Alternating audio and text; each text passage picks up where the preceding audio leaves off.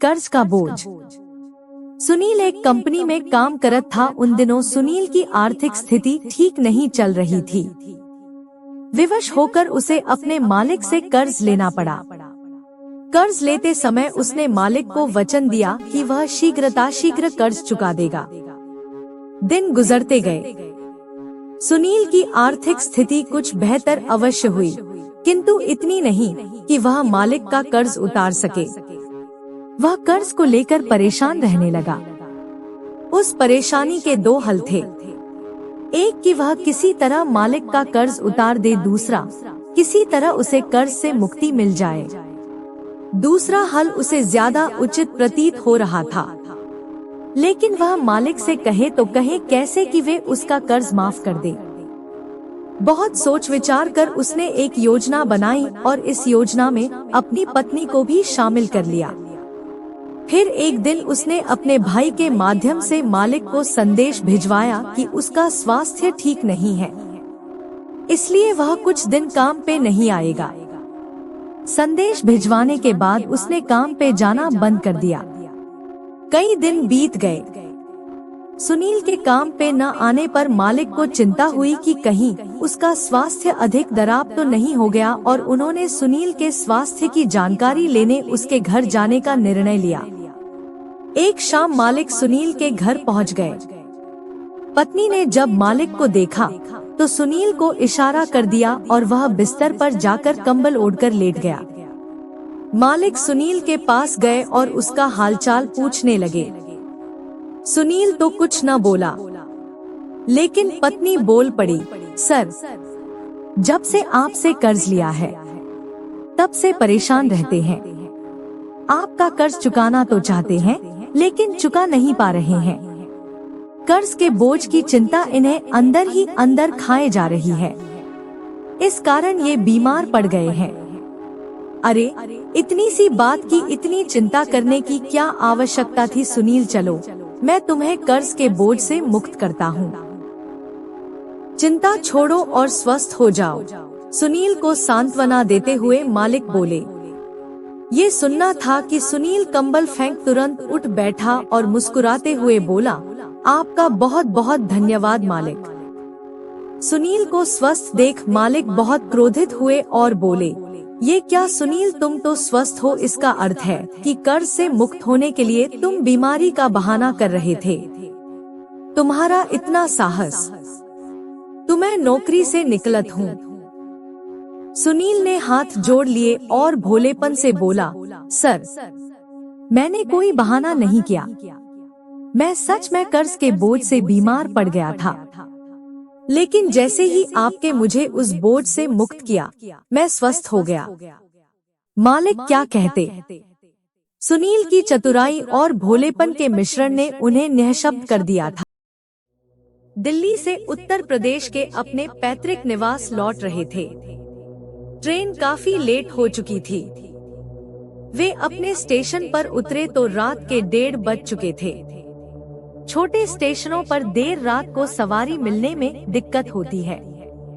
फिर राकेश का घर शहर के बाहर पड़ता था, इसलिए वे रेलवे लाइन के किनारे किनारे चलने लगे। जैसे ही वे प्लेटफॉर्म छोड़कर पटरियों के किनारे आए, उन्होंने एक युवती को साथ चलते देखा।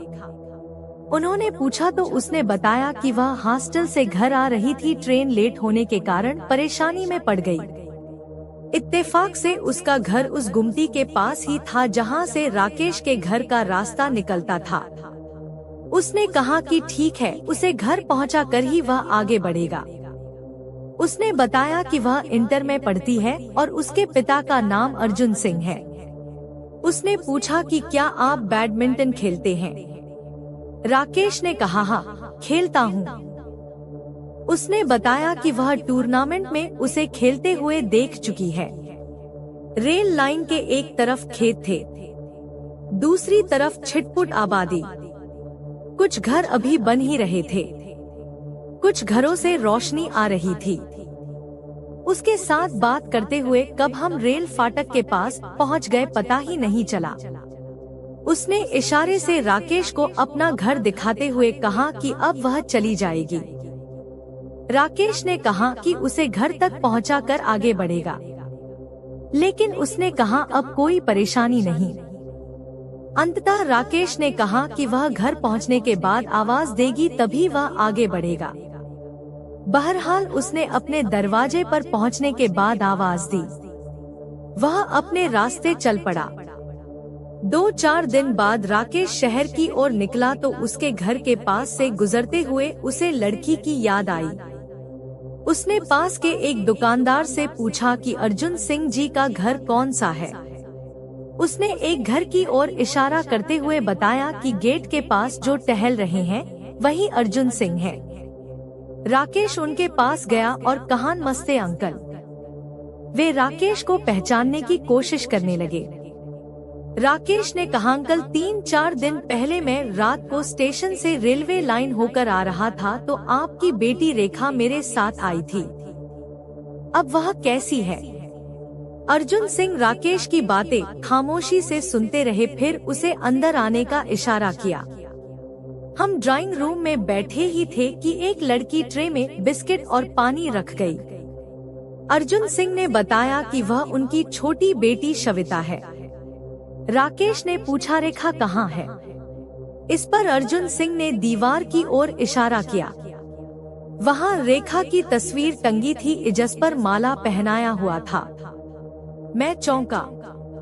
अर्जुन सिंह ने बतलाया, 2 महीने पहले की बात है। रेखा ट्रेन से उतरकर रेलवे लाइन से होते हुए पैदल आ रही थी। पीछे से 2 भैंसें दौड़ती हुई आईं। कुछ लोगों ने शोर मचाया तो रेखा ने पीछे मुड़कर देखा। उनसे बचने के लिए वह रेलवे लाइन पर दौड़ गई। उसी वक्त एक ट्रेन आ रही थी जिससे वह कटकर मर गई। यह कहते कहते उनकी आंखें डबडबा गई। फिर थोड़ा संयत होकर पूछा, रेखा बहुत हंसमुख लड़की थी, हमारे घर की रौनक थी, पढ़ने में बहुत तेज थी। अच्छा बताओ, वह तुमसे मिली तो उदास नहीं लग रही थी ना? राकेश ने कहा कि वह सामान्य छात्रा की तरह बात कर रही थी, कहीं से ऐसा नहीं लगा कि। राकेश धीरे से उठा और बोला, अच्छा अंकल चलता हूँ। अर्जुन सिंह ने कहा, ठीक है बेटे, आते रहना। राकेश भावुकता में बहता हुआ बाहर निकला। उसकी आंखों के सामने रेखा का चेहरा नाच रहा था।